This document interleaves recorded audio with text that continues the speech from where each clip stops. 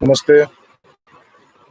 This is Swami Prabhudananda, the General Secretary of International Vedanta Society, welcoming you all in this session of Bhagavad Gita, in which we are going to discuss the third chapter of Bhagavad Gita, that is Karma Yoga. So we are going to study from the 30th verse. We had already completed the 30th verse in our earlier class or session. So today we are going to discuss from the 31st verse. So before we start, we'd like to retrospect in the what we have discussed in the last where we have left in our last class. Lord Krishna is talking about Karma Yoga. He's talking about Karma Yoga and the secret of Karma Yoga, the knowledge and the science of Karma Yoga. So if you see my videos, you will see that we have discussed at length about the science of Karma Yoga and how to practice it. So the last thing that Lord Krishna had said about what we had discussed in our last class was this: that he said that while you are performing any karma, you need to dedicate everything. You need to dedicate every karma to me, and that is how and you need to get rid of all your attachments and and this notion of me and mine, and thus you can go beyond all sufferings. So that was what he said in the last verse, that Mai sarvani karmani sanyasya adhatma chetasa nirashir nirmamo bhutva yudhasva vigata jwara. So this was what he had said in his last. He had said that what we had discussed in our last class, that you need to dedicate every actions to me. While you are performing actions, you need to dedicate all the actions to me, and that is how you are going to excel and and and lead this life. Go into this war of go into this battle of life by becoming completely devoid of any expectations. Nirashir, that is devoid of any expectation. Whether it's the action is the result of your actions, or desire as such. So if you have any desire, or if you have the attachment towards the results of your action, you should give up that, and you should not think that anything belongs to you. Nothing belongs to you, so you should not claim anything in this world. And this is how you should live, and you should work. And if you can work in this way, then you will be elevated into a state where there is no sufferings at all. So this was what we had discussed in our last session on Sunday. I welcome everybody. Thank you very much for your interest in Bhagavad Gita. As I told you before, that we need people to learn Bhagavad Gita, as well as take up Bhagavad Gita as a mode of transmitting this knowledge to everybody. So this is a very effective knowledge. When we are in this pandemic, in this arena of lockdown, then we can see the real essence of Bhagavad Gita, which is infusing strength, which is infusing courage, which is giving man hope in this time of pandemic and its consequences. So the best teaching is that which helps you at the time of distress. When you are at the time of adversity, the teachings that help you is the best teachings. So we have seen that Bhagavad Gita really helps us in coping up with the effects and the consequences of this pandemic. So please take forward this message, take forward these teachings, and start to propagate these teachings in the mass at large. so that people can understand this and people can take up this study of Bhagavad Gita and thus make their life better. So thank you very much. So let us go into our next verse, that is verse number 31. So before verse number 31, Lord Krishna had said everything about what he thinks about karma. He said, you see, karma is a tool. It's a tool to perfection. It does not bind you. If you can change the way you perform karma, then this karma is going to prove as a very effective tool in every aspect of your life, whether it is material or it is spiritual. That is, when we talk about material growth, when we talk about material accomplishment, Krishna also says, Lord Krishna said that it is only karma by which you can attain all your desires. As well as, if you want to excel in spiritual world, if you want to know the world beyond, if you want to know, if you want to achieve peace, attain permanent peace, then also karma is going to help you. And then he said karma is like a sacrifice, Vedic sacrifice, that is yajna. Like when we perform a yajna or a Vedic sacrifice, this is a particular act where we only give. So we don't take anything from yajna, we only give. So Krishna said that while you are performing karma, you should perform karma as if it is a sacrifice, it is a yajna, where you are doing things for others, where you are doing things for the world. Don't think about yourself. Don't think about yourself, because all the actions that you do, all the actions that you perform are not meant for your own accomplishment. It's not meant for your own benefit. It is meant for the benefit of the universe. And these karmas are created by nature. It is also not created by you.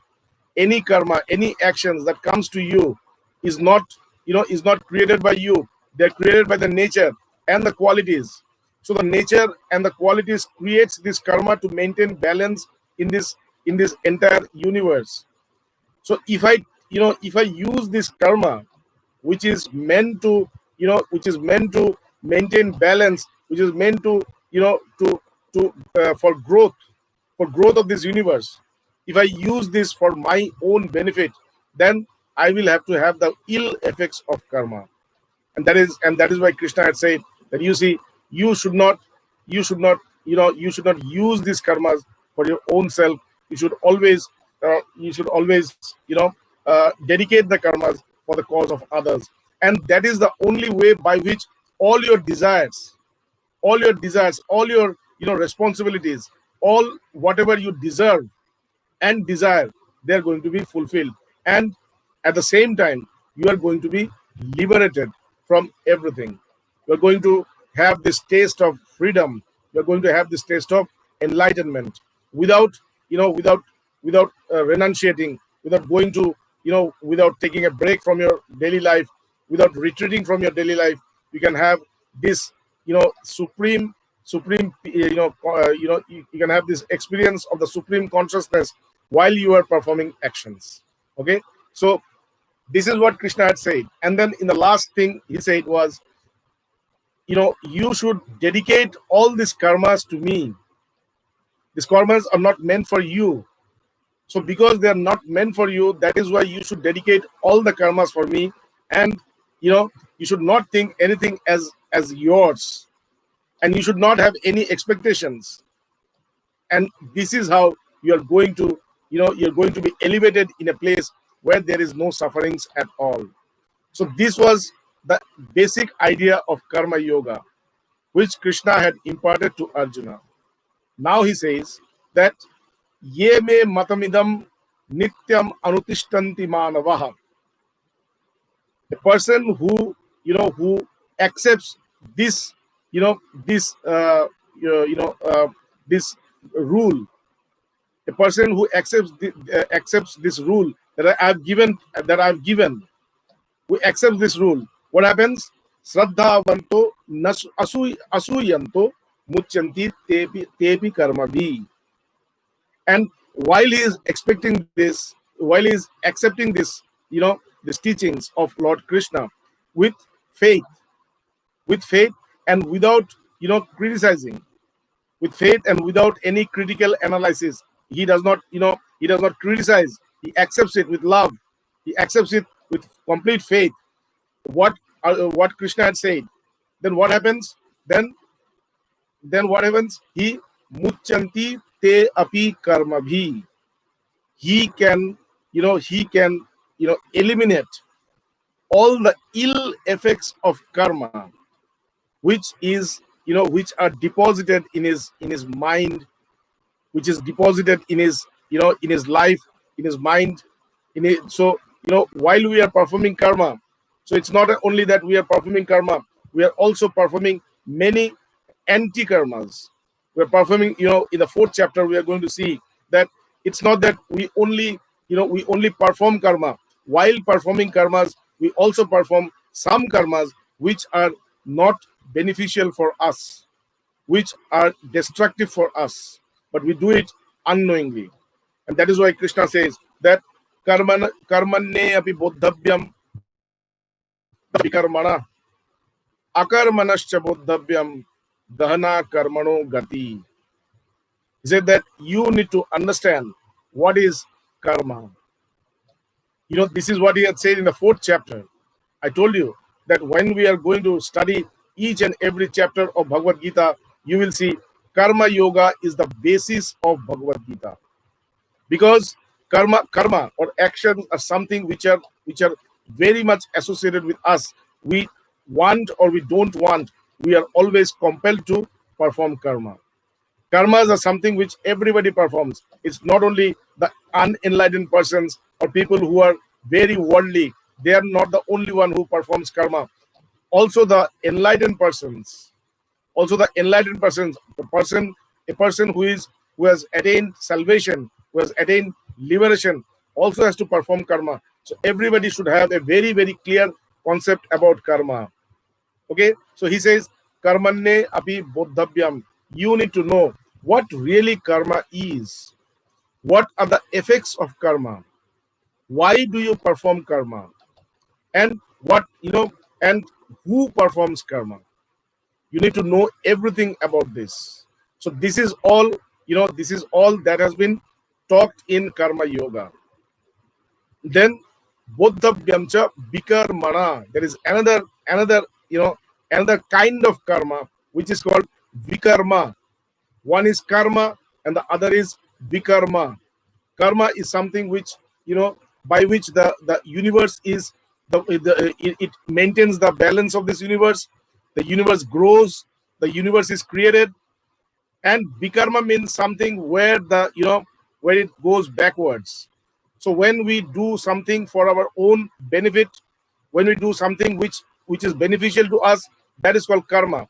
But at the same time, while performing karma, we also do many things which does not benefit us. Though we think that they benefits us, but they don't benefit us. They actually harms us in the long run of life. So those are called vikarmana.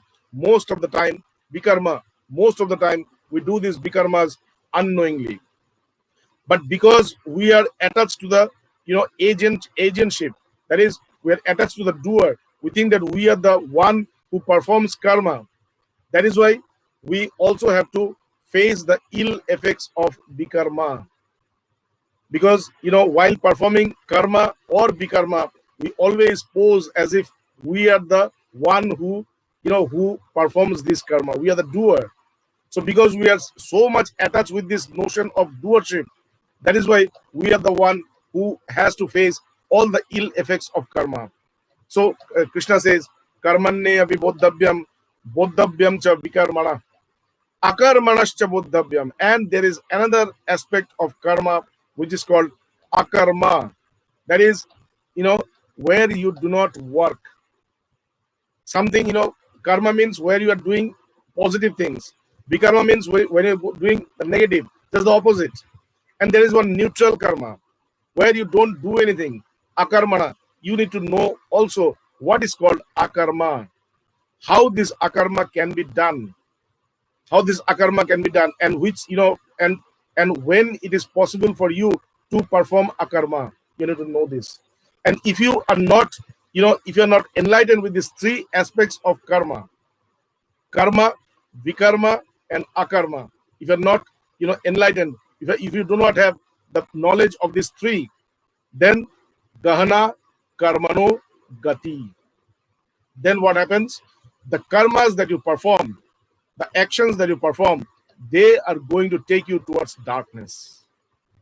They are going to take you towards darkness. Okay, so you need to be very, very, careful while performing actions. Actions are the manifestation of your thoughts. So the thoughts that you have are also actions. They are the subtle action that we do. Because we cannot see them, we think that the thoughts are not action, but the real action is the thought.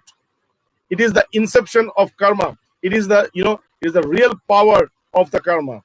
Is the cause of all karma. And because of this, when we think, we need to be very careful what we are thinking, because whatever we are thinking, that is going to be translated into karma. So, if you can make the thoughts right, if you can make the thoughts very, very pure, purified, and very, very refined, then all the karmas that you do will be pure, refined, and peaceful.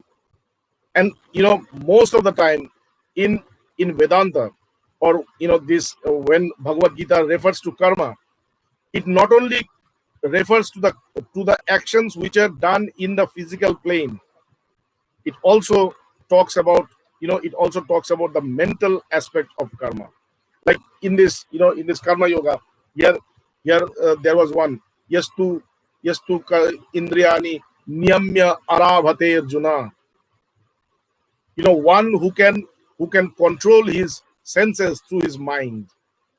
So you need to control your senses through your mind. But how will you control your senses through your mind? When your mind is restrained, then only you can control your senses through your mind. So karma also is that by which the mind is restrained. When I'm putting effort, for effort to restrain my mind, to calm down my mind, to put my mind into silence, to reduce the vibrations which are present in the mind, to reduce the, to this perturbation which is present in the mind, the distractions which are present in the mind, that is also karma. So if you can know the real, if you can know the real karma, vikarma, and akarma, then karmas will be beneficial to you. These karmas will take you towards enlightenment. But if you are not aware of what karma is, if you are not aware about what vikarma or akarma is and what are the consequences, then the karmas that you're doing, they are going to take you towards darkness. And that is why we see, if you see in this world, you will see a person works for his whole life. A person works for his whole life very, very, very, very, very honestly, sincerely, and very, very hard. But at the end of his life, he becomes very hopeless, depressed. Why?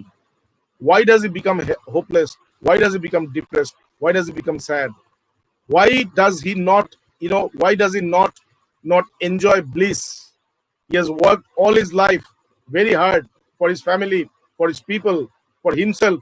So at the end of his life, why this person is not happy? Because he has not done karma in the right way.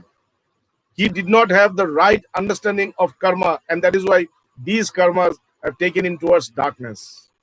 But a person, who knows the real, secret of karma, who knows the real secret of karma, while he does any karma, these karmas proves beneficial to him. With this karma, he enters into the kingdom of light, is enlightened. So karma is very important for us, and that is why he says, ye me matamidam, ye me matamidam nityam anutishtanti manava श्रद्धावंतो असूयंतो श्रद्धावंतो असूयंतो तेपि मुच्यते कर्म भी. Only by following or obeying the laws that I've taught, that the laws or the rules that I've told you about karma, you can attain that state of enlightenment only by doing the karma in the right way. And if you do not do it, if you don't accept what Krishna had said, what karma yoga says, if we don't accept it, if we always argue, if we always argue and we don't, we reject the idea of karma yoga, and we do karma according to the way it befits us, we do the karma according to the way we like it, then what happens? He says, ye tadabhya, ye tadabhya suyanto nanu tishtanti me matam. There may be people who will not accept what I say. There are people who will not accept what I say, and they will criticize my views on karma. They will criticize my views on karma. For them, what happens? Sarva jnana bimurastan viddhi nashtana chetasa. Know that these people are going to destroy their knowledge. Sarva jnana bimurastan. They are going to be completely they're going to be completely eloped with darkness. Their knowledge will be covered only with darkness. They will have knowledge, but they cannot use it, because the knowledge, when it is covered by darkness, will only show darkness. They will not show light. They will not show peace, solution. They will only have problems. Okay, so it says sarva jnana bimurastan viddhi nashtana chetasa. They have misused their consciousness. They have misused their intellect, their conscience, their wisdom. And one who misuses their wisdom, what happens to them? They get destroyed. They get destroyed. So karma yoga is so important for us, for everybody. Karma yoga is a very effective tool by which we can enter the kingdom of knowledge, where we can enter the kingdom of enlightenment. Not only that, karma yoga is that by which we can fulfill all our desires. We can fulfill all our these aspirations. We can fulfill all our aspirations, and at the same time not get attached to it. We will be happy doing that. Okay, so that is what he says. Then he says, sadrisham cheshtate swasya prakritir jnanavanapi prakritim yanti bhutani nigraham kim karishyati. He says, every person in this world has their own nature, has their own way of moving, has their own way of moving. A person who is an enlightened person, he has his own nature, he has his own way of moving into this world. And a person who is not enlightened, who has not seen the truth, he also has a nature, and he also moves according to that. So the nature is the real thing. The nature is the real thing. And how does this nature happen? How does this nature happen? Nature happens with the karmas, with the way we perform the karmas. That is how our character, our nature, our past impression, they shapes our destiny. The past impressions, the character, the mind, the intellect, they are all shaped the way we perform karma. They are not shaped the karmas that we perform. They are shaped by the way we perform the karma.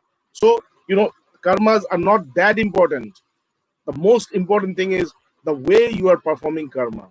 Okay, so he says that an enlightened person will have his own nature, and he will follow his own nature. The nature is going to take him to the destiny where he is supposed to be. And an unenlightened soul, an unenlightened person, also has his own nature. Is guided by his nature. And that nature is going to take him to his own destiny. So if you really want to have a better destiny, if you really want to have a destiny where you see yourself to be blissful, peaceful, always happy, free, complete, fulfilled, you really want to do that, then you need to change the way you are performing karma. You need to follow the path of karma yoga. Okay, so that is why he says, Sadrisham chestase swasa prakritir jnanavanapi prakritim yanti bhutani nigraham kim karishati. Everybody is guided, everybody is guided by their own nature, whether it's a enlightened person or an unenlightened person. Even if you teach, even if you tell them, it does not have any effect. So the real teaching, the real awakening happens from within. When I decide that I need to change, that is the real awakening. Any teachings of this world will not have any results, any effect on you, unless you decide that you need to change, you need to transform. Okay, so if you really want to have the destiny of an enlightened soul, if you really want to have a person, if you really want to be a person who at one point will say that I'm complete, I don't need to work, like when we started this, this chapter of karma yoga, at the very beginning of karma yoga, Krishna said a very important aspect about karma yoga. He said, na karmana manarambha naishkarma purusha ashnute. I'm just going to retrospect that, to make you understand how karmas is so important. When we talk about karma, it means that the actions that we do every day, all the actions that we perform in our day-to-day life are called karmas. So, why do we perform karma? We perform karma to attain which is not attained. We perform karma to attain the unattained. We perform karma to attain fulfillment, freedom. Without money, without a proper medium of living, I'm very distracted. I'm very anxious. So I'm bounded with anxiety. I'm bounded with fear. I'm bounded with insecurity. So I need to be free from that. Everybody in this world aspires for freedom. So when will I be free? I will be free that time when I don't need to work anymore. Like, if I don't have money, I work. But after I have, attained money, I have earned a lot of money, then I don't need to work. But what we see in this world, a person earns money, a person who earns everything that he wants, he has a goal of life, he has a goal in life, he has a goal of life, and he attains his goal of life, still then he cannot stop. That means that was not the real goal. The real goal of all human beings is to attain the state of worklessness. Attain the state of worklessness, where he does not need to work anymore. When does he not need to work anymore? When he has attained everything. When he has attained completeness. When he knows that he is complete. In Vedantic terms, it is said Purna. When he has attained that Purna, the state of Purna, then only he doesn't need to work. So Krishna says the only way by which you are going to attain the state of Purna, completeness or worklessness, means you don't need to work anymore, is by performing karma. Without performing karma, you are not able to attain the state of completeness. You're not going to attain the state of worklessness. Now we are all performing karma. Everybody performs karma. Everybody does karma very hard. Every day we are doing things, every time. So why don't we attain the state of enlightenment while we perform karma? The difference lies in the way of performing karma. So, that is what it is called karma yoga. And, in the second chapter, at one time, Krishna said that yoga karmashu kaushalam. If you really aspire for enlightenment, if you really want yourself to see, if you really want to see yourself to be a happy man, to be a blissful man, to be a free man, a man who has attained everything in his life, a man who is secured, completely secured, at peace with everything, satisfied, then you need to know the skill of performing actions. The skill of performing actions is karma yoga. What is the skill of performing action? While we are performing action, what are the three aspects that is involved while we perform action? Number one is the doer. Number one is the doer. The doer of the action is the number one. The first aspect of any karma is the one who is performing the karma, the doer. Number two is the results of the karma. Is the results of the karma. And number three is the karma itself. Now, when we see while performing a karma, we think that we are the doer of the karma. But in reality, we are not the doer. In reality, we are not the doer. What we are the observer. We are the observer. The doer of the karma is the nature and its qualities. So though nature and these qualities are performing its duty, what I'm doing is I'm imposing myself as the doer, and thereby I am just misusing myself. I am abusing myself. I am degrading myself. I am the higher consciousness. I am the one which is the cause of all karma. I am the one which is the substratum of all karma. Who is the consciousness behind all karma, all movable and immovable things of this world. I'm the light. I'm the power. I'm the light. I'm the power. I'm the knowledge. But what I'm doing is I become dependent on the light. I become dependent on the knowledge. I become dependent on this. I become dependent on the power. I become dependent on knowledge. Okay, so I always degrade myself when I think that I am the doer of any karma. So the skill of performing action, number one, is you need to separate yourself from being the doer of any karma. You need to be always be the one who is the observer, the witness. And when you can perform the karma, being the witness of all karma, you will see the efficacy, the efficiency of your karma. The efficiency of the karma has enhanced in a multiple. The efficiency of your karma has enhanced multiple times. How to work better?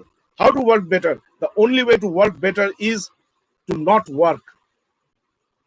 To let all the faculties present within you work while you are the controller. You are the controller of everything. Your mind works, your thoughts, the thoughts are the subtle karma. The thoughts are the subtle karma. So the thought works, the thought erupts. There's an evolution of thought. I need to do this, I need to do this. And this evolution, this thought is not mine. This is my thought. That is, I am separate from these thoughts. It's my thought. I am not this thought. I'm the witness of these thoughts. But though I am the witness of this thought, I cannot stop myself being attached to the thoughts and thinking that I am these thoughts. This thought is a part of my own existence. And this is done only because of delusion. This is done only because of ignorance. So if I can, separate myself from being the doer of all karma, because I am the one who who supplies the consciousness. I am the one who supplies the power. Who supplies the power? I'm the powerhouse. I'm not the doer. I'm the powerhouse. I'm giving power. So if I can stay there, then I have attained the first aspect of being a skillful worker. So a skillful worker means a skillful worker is that who does not work. This is number one. Number two is that every karma produces results. Every actions, they will have result. Now, when I am the doer of the action, then I do the I perform actions only for the result.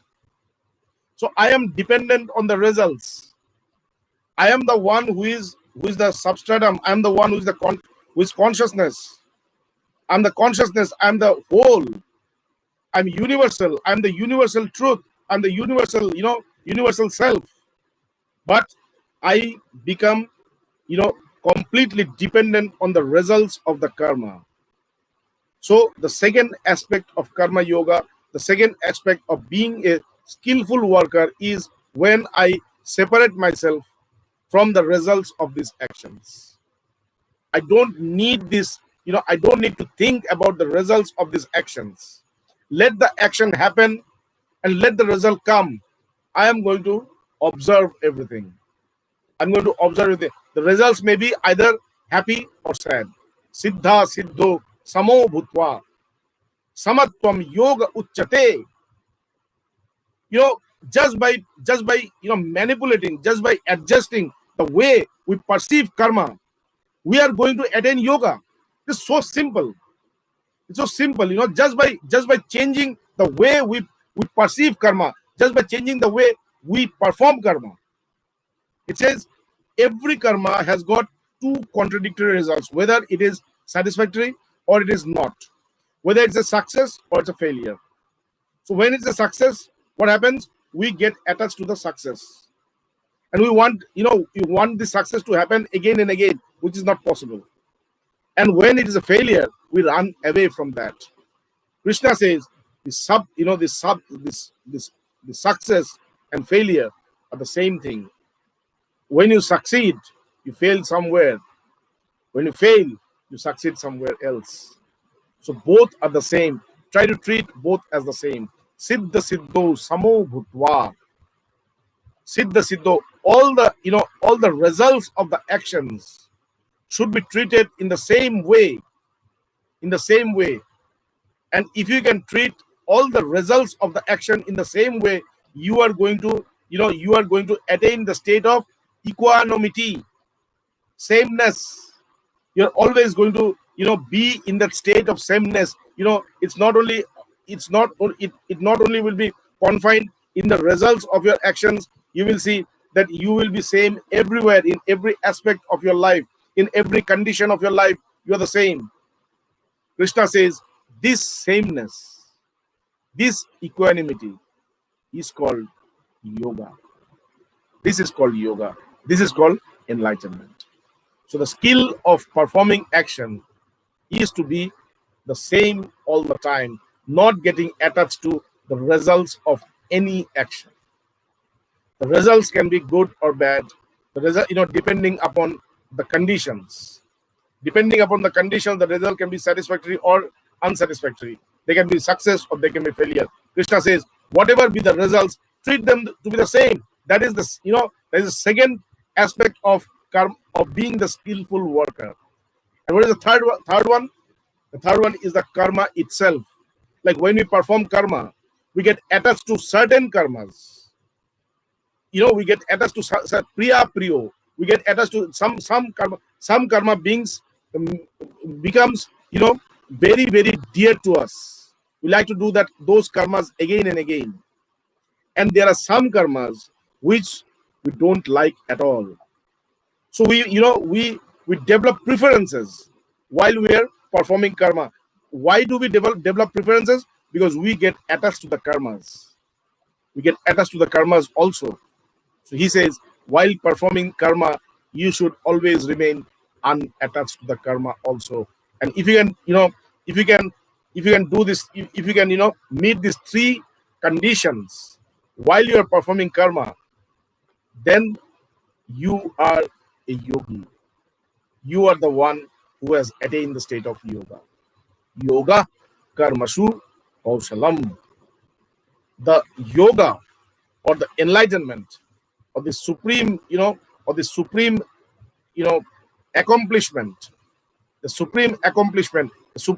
the realization of the supreme, the experience of the divine is only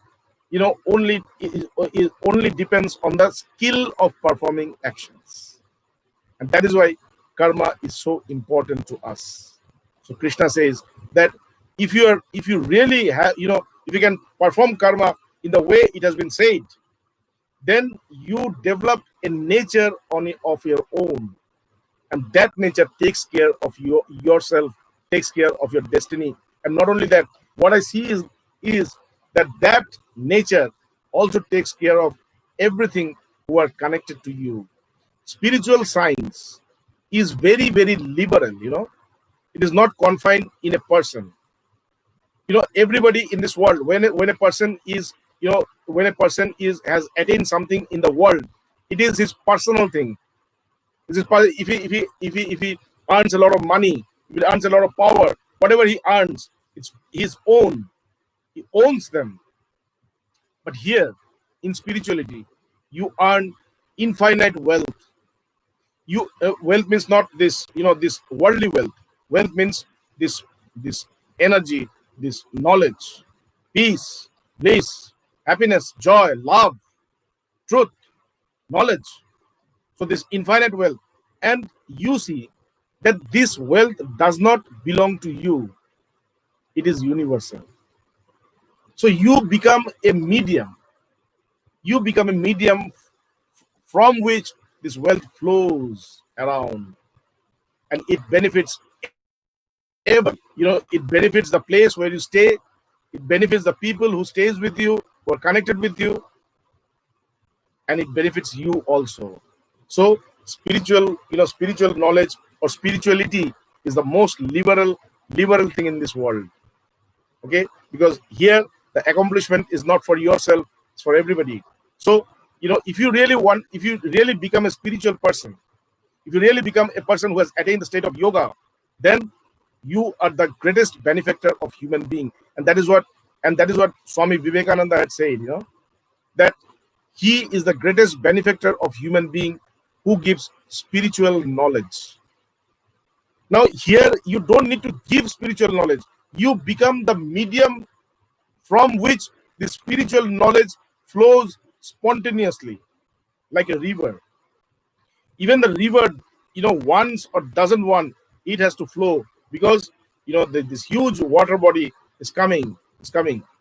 So if he wants or not want, it has to flow. It has to flow towards the ocean. So here also, there's no question of not wanting. You see, your want and not wanting has gone. You have become a complete channel of the divine. You've become the complete, you've become the complete instrument of the divine.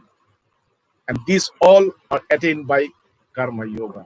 Okay, so this is what it is. And then he says, Indriya say Indriya syartho raga dvesha vyavastito. See, so much scientific. Indriya say Indriya syartho raga dvesho vyavastito.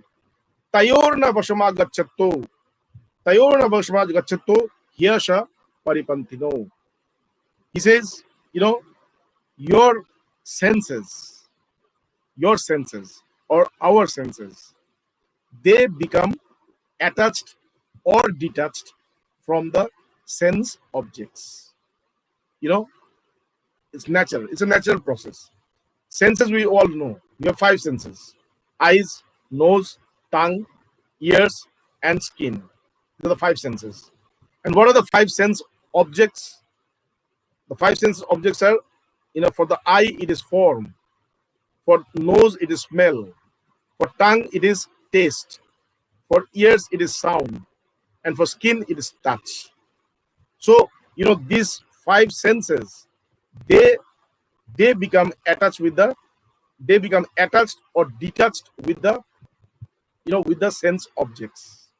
Okay, so this is a normal process which is happening without your control. It's always happening. So the senses are getting in contact with the sense objects, and while they get contact with the sense objects, they either are detached or attached. But whatever they are, whether they are detached or attached, you become attached with them. You come under their sway. You come under their control. They control you. The effects of detachment of the senses with the sense objects, or the effects of attachment of the senses with the sense objects, they actually affect you. They don't affect your senses. Okay, like when I'm seeing something, my eyes wants to see something. The effect is not in the eyes; it is here in the mind. I become either peaceful, either happy, or agitated. The effect is here. It's not in the eyes. I'm listening to something. If it is not in the ears, it's here. So what is happening is that, with the attachment or detachment of the senses with the sense objects, I am getting attached to them. Krishna says, be very careful that you should not be attached to the effects of attachment or detachment of the senses with the sense objects. This is something which you need to be very careful. Why?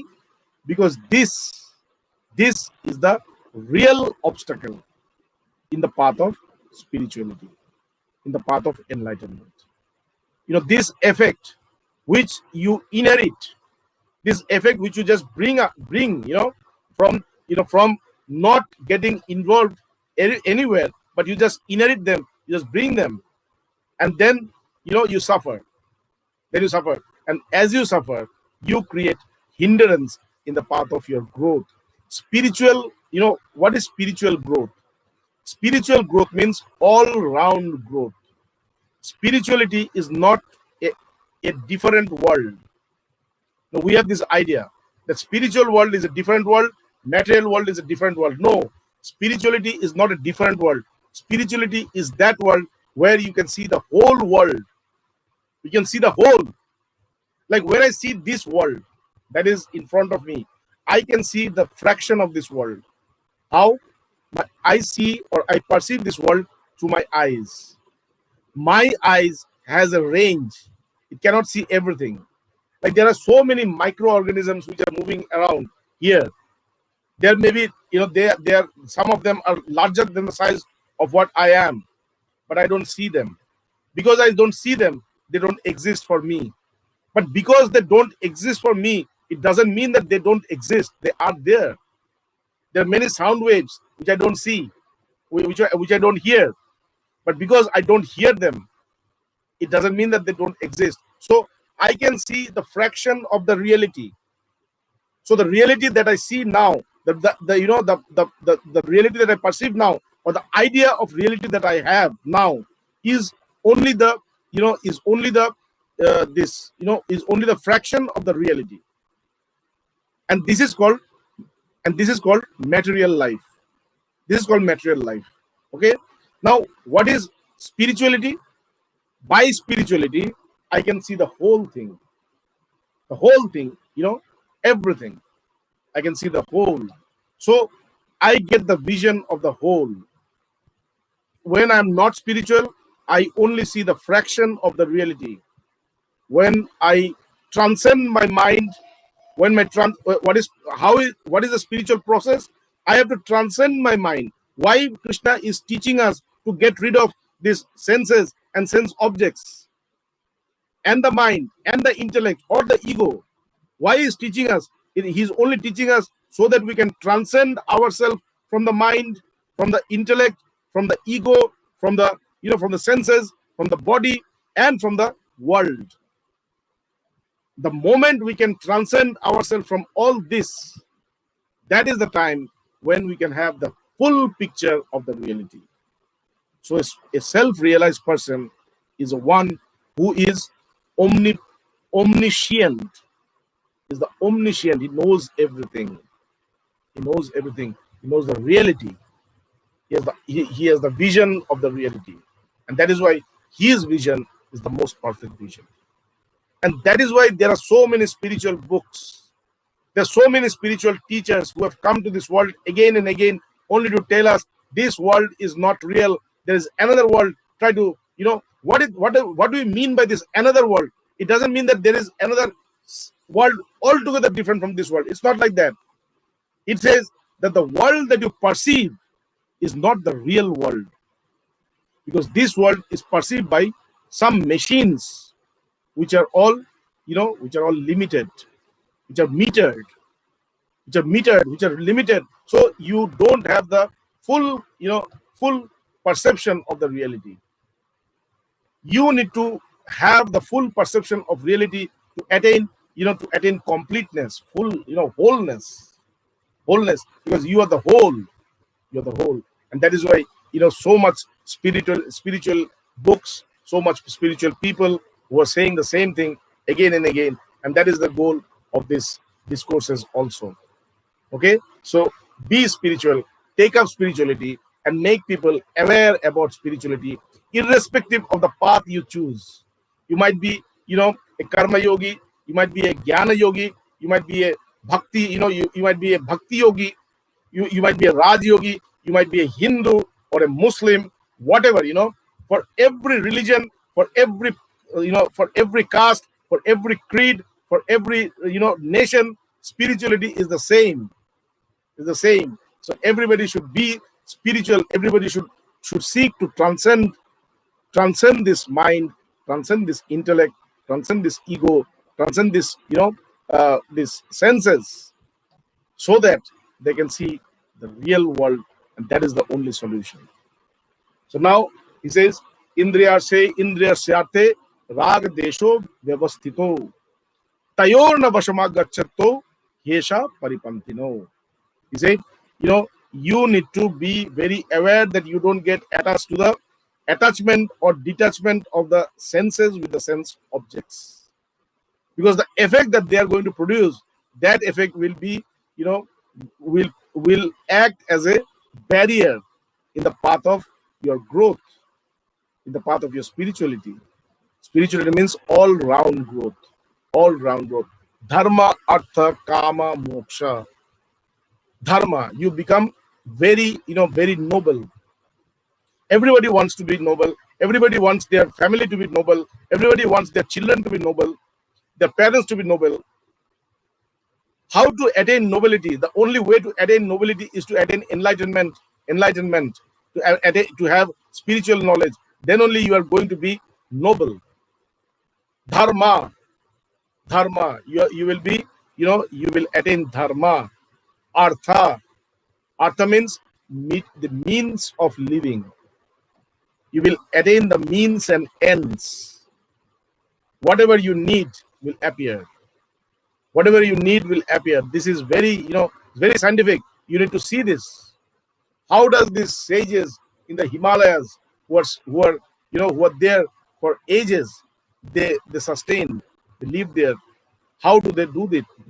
Who feeds them? They don't go anywhere. They just meditate. Who feeds them? Spirituality feeds them. Spirituality takes care of them. And this is the science.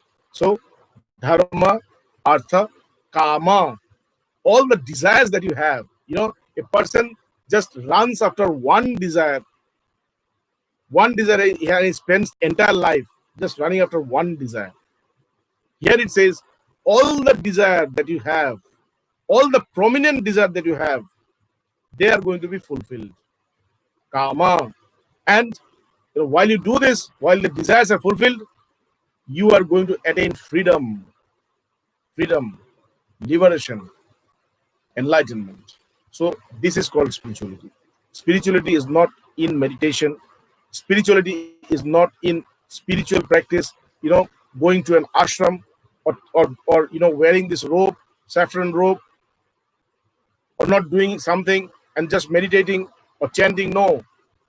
Spirituality means attainment of everything, attaining the whole. So everybody should, understand the real meaning of spirituality, take up spirituality in their life, and propagate. Tell people, make people aware that this is the best way of living. The best way of living. Okay?